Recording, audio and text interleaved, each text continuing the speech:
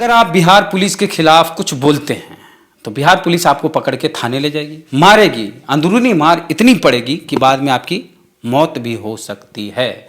इसलिए डरिए क्योंकि बिहार की पुलिस है, डरिए क्योंकि बिहार पुलिस के डीजीपी गुप्तेश्वर पांडे हैं, डरिए कि बिहार में नीतीश कुमार की सरकार है, डरिए कि बिहार में सुशासन है, डरिए कि इस लोकतंत्र में आप कुछ बोल नहीं सकते हैं सत्ता के खिलाफ, डरिए कि आप बिहार पुलिस के खिलाफ आवाज नहीं उठा सकते हैं। ऐसी व्यवस्था है नीतीश कुमार की, ऐसी व्यवस्था है बिहार पुलिस की, और इसी को कहते हैं सुशासन, इसी को कहते हैं विकास। बेगूसराय में एक बहुजन समाज का एक्टिविस्ट पुलिस या दमन के खिलाफ आवाज उठाता है और उसकी हत्या कर दी जाती है। क्यों? क्योंकि वो बिहार पुलिस के दमन के खिलाफ आवाज उठा रहा था। कैसे उठा सकता है कोई बिहार पुलिस के खिलाफ आवाज, वो भी बहुजन समाज से आने वाला एक्टिविस्ट, अति पिछड़ी जाति का लड़का। आज वो इस दुनिया में नहीं है जो बहुजन समाज के लिए आवाज उठा रहा था।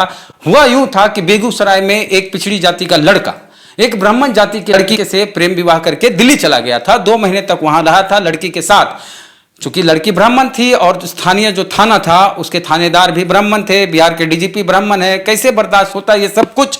बाद में किया यूं कि लड़की को और लड़के को दिल्ली से लाया गया बेगूसराय के उस थाने में जहां की लड़की थी, और उसके बाद लड़की बाद में पलट गई। यही दिक्कत हुई, लड़की पलट गई। लड़की ने कह दिया कि मेरा अपहरण किया गया था। बस इसके बाद तो थानेदार साहब जो कि ब्राह्मण जाति से थे, अमर झा, उनको मौका मिल गया कि अब जरा इसकी अच्छे से ठुकाई पिटाई की जाए। और होता यूं है कि लॉकअप में ही बोला जाता है कि लड़के ने आत्महत्या कर ली।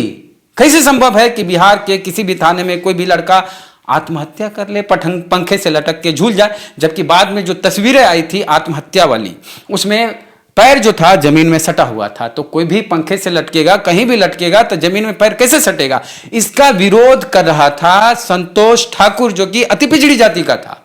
और जो आत्महत्या वाला जिसका मामला था, जो शादी किया था, वो विक्रम पोदार नाम का लड़का था, वो भी पिछड़ी जाति का था और ब्राह्मण लड़के से शादी किया था। तो इसी हत्या, पुलिसिया जुर्म, पुलिसिया हत्या, पुलिसिया मर्डर के खिलाफ आवाज उठा रहा था संतोष ठाकुर। उसको पुलिस पकड़ के ले जाती है और उसकी इतनी पिटाई की जाती है, 2 घंटे तक उसकी पिटाई होती है। और विधायक जो आरजेडी के हैं वहां के, उनका फोन जाता है, 10 बार फोन जाता है, भीम आर्मी का दबाव पड़ता है, तब उसे छोड़ दिया जाता है। लेकिन इतनी पिटाई हुई थी कि इलाज के दौरान बाद में उस लड़के की मौत हो जाती है। उसके आवाज़ को खामोश कर दिया जाता है हमेशा हमेशा के लिए। और इस पूरे मामले में गिरिराज सिंह की क्या भूमिका है ये भी आपको पता चलेगा जब आप ये ऑडियो सुनेंगे, जो खुद संतोष ठाकुर ने अपने मित्र से बातचीत के दौरान कही थी कि हमारे साथ थाने में क्या हुआ था। तो पहले आप ऑडियो सुन लीजिए, फिर चंद्रभानु यादव जी से पूरे मामले को जानेंगे कि पूरा मामला क्या था। कहाँ? हेलो। हाँ, कहाँ है? अभी तो अस्पताल में है। कौन अस्पताल में? वही जो है बेगूसराय में आरोग्य अस्पताल है। कौन, कोई केस किया है? विक्रम पोदार वाला मुद्दा नहीं था, पूरा दब गया था, ठीक है ना? अच्छा, हाँ, वो वाला जो पूरी तरह से वर्णवादी वाला बात था, नहीं समझे? हाँ। उसी को मुद्दा लेके हमको टारगेट किया।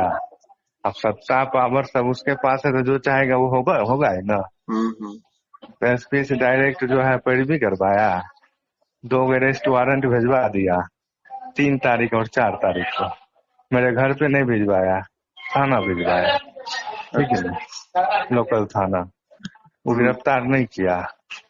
उसके बाद सूत्रों के हिसाब से 6 तारीख को दोपहर में गिरिराज सिंह का फोन आया, उसको उठा के बंद करो, ठीक है, तुरंत। उसके बाद 5:30 बजे के आसपास हमको उठा लिया। घर ही पे आ रहा था, लेकिन हम एटीएम से पैसा निकाल के आ रहे थे रास्ते में, तो रास्ते से उठा लिया। उसके बाद 2 घंटा तक हमको पहले हुमच के दिया जो देना होता है।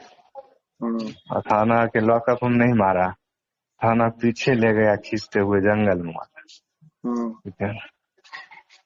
उसके बाद इधर भीम आर्मी, उसके बाद जो भी बहुजन लीडर है, नहीं समझ, उसके बाद स्थानीय विधायक राजद का है, वो बहुत सारा प्रयास के बाद 3 घंटा में छोड़ा हमको। जो लोग धमकी दिया तो लॉकडाउन जो है कल बेगूसराय का टूट जाएगा, बेगूसराय का लॉकडाउन टूटेगा तो नेशनल न्यूज बनेगा, तो जवाब दीजिएगा।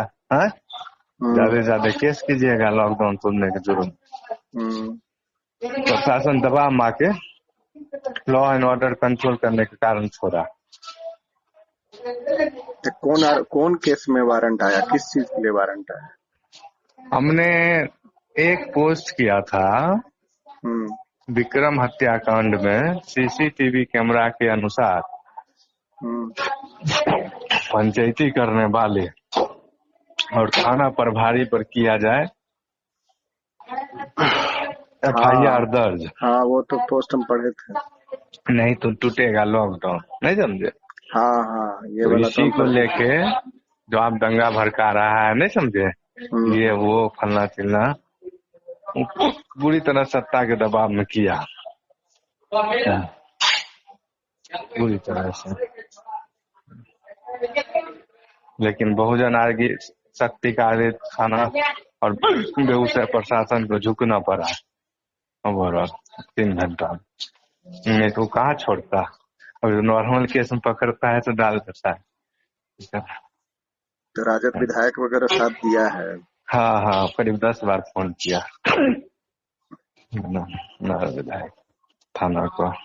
उसी पार्टी से जुड़ जाइएगा क्या? जबकि हम एक में थोड़ा फोन करते हैं। ठीक। इसमें गिरिराज सिंह की भूमिका दिख रही है, इसमें पुलिसिया अत्याचार दिख रहा है।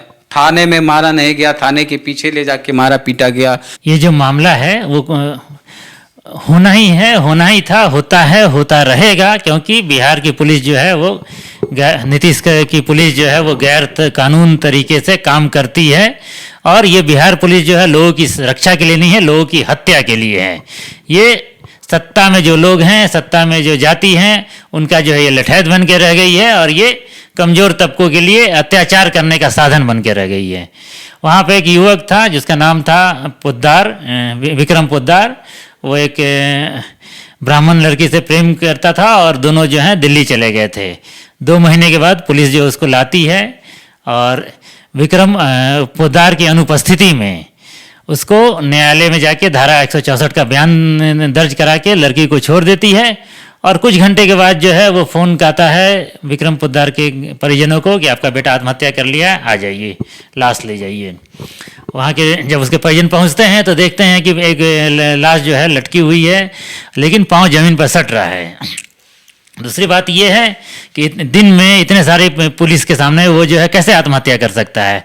ये सारी चीज़ें जो हैं वो इंगित कर रही हैं कि लड़के की पिटाई से मृत्यु हुई थी, जिससे बचने के लिए फिर पुलिस वाले अपने जिम्मेदारी से बचने के लिए, हत्या के मुकदमा से बचने के लिए उन्होंने जो है आत्महत्या का जो है जामा पहनाने का असफल प्रयास। भानु जी, हम एक चीज़ यहाँ बोलना, मान लीजिए कि अपहरण ही किया था, सपोज कि लड़की को लेके भाग गया था जबरदस्ती दिल्ली। लड़की को एक लड़का जबरदस्ती दिल्ली लेके चल जाता है, न किसी रास्ते में रोडवेज में कहीं पुलिस को कुछ पता चलता है, न ट्रेन में कहीं कुछ पता चलता है, मतलब अपहरण का दौर शुरू हो गया। चलिए अपहरण ही किया था, ब्राह्मण लड़की को एक पिछड़ी जाति के लड़के ने अपहरण कर लिया, तो अपहरण हो रहा है तो बिहार पुलिस कहाँ है? एक लड़की का अपहरण हो रहा है, बिहार पुलिस कहाँ है? अगर लड़की बिहार से सकुशल चली जा रही है, सकुशल दिल्ली चल गई, दिल्ली में भी सलामत है, दिल्ली पुलिस कहाँ है? बिहार पुलिस कहाँ है?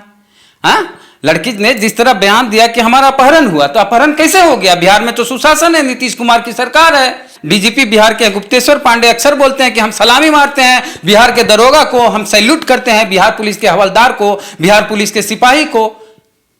तो कहां बात मानती है बिहार पुलिस? डीजीपी साहब की बात को तो मानती नहीं है।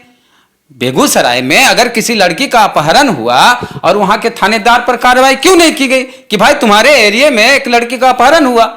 चलिए अपहरण ही किया गया था, मान लिए, तो अपहरण कोई लड़का किया किसी लड़की का, तो उसको थाने में फांसी पे लटका दीजिएगा।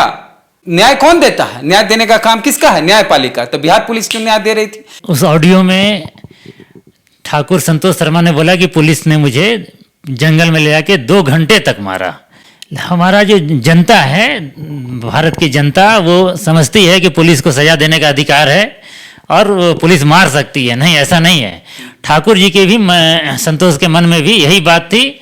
मेरा जो है इस वीडियो को देख रहे सभी जनता से ये अपील है कि आप कानून को जानिए, आप कानून को जानिए, समझे। जैसे अभी लॉकडाउन में नागरिकों को पीटते हुए जो है बहुत सारे हजारों वीडियो जो है पुलिस के सामने आ रहे हैं, लेकिन भारत छोड़ के, भारत के अलावा 200 देश हैं, बहुत सारी जगह लॉकडाउन हुआ है कोरोना को लेके। क्या आपने एक वीडियो भी देखा है जहां पर पुलिस जो है नागरिकों को पीट रही है? जो ये बदनाम किया गया है पाकिस्तान का भी एक वीडियो आपको मिला है क्या कि पुलिस पीट रही है जनता को? नहीं, पीटना जो है पुलिस का अधिकार नहीं है। और किसी भी सभ्य सोसाइटी में, आपके यहाँ भी कानून है, आप उसका जो है अनुपालन नहीं कर पाते हैं, पुलिस को जेल भी होगी और नौकरी भी चली जाएगी। तो ठाकुर संतोष शर्मा को जो 2 घंटा पिटाई हुई थी, तो बाहर निकलने के बाद उसको जो है उस पुलिस वाले पे मुकदमा करना चाहिए था जिसने उसको पीटा था। और आप सभी लोग को मैं ये कहना चाहता हूं कि अगर पुलिस आप पर प्रहार करती है, मारती है कस्टडी में लेने के बाद, जो कि पूरी तरह गैर कानूनी है, बहुत हीनियस क्राइम है। हमारे संसद में करीब 10 साल पहले एक क्या कहते हैं एंटी टॉर्चर बिल पास हुआ था, इसीलिए ये बहुत ही जघन्यतम अपराध है। वैसे में तो पुलिस, अगर पुलिस मारना शुरू कर दे तो हम जिस काम को किए नहीं, हमने जिस अपराध को किया नहीं, वो पुलिस जबरदस्ती बुलवा लेगी और दस्तखत भी करवा देगी। किसी को मारने का अधिकार नहीं है, पुलिस को भी अधिकार नहीं है। अगर पुलिस अपने अधिकार का अतिक्रमण करके आपको मारती है, कस्टडी लेकर मारती है, तो संबंधित पक्ष को जो है उसके खिलाफ मुकदमा जो है दायर करना चाहिए, केस को आगे ले जाना चाहिए।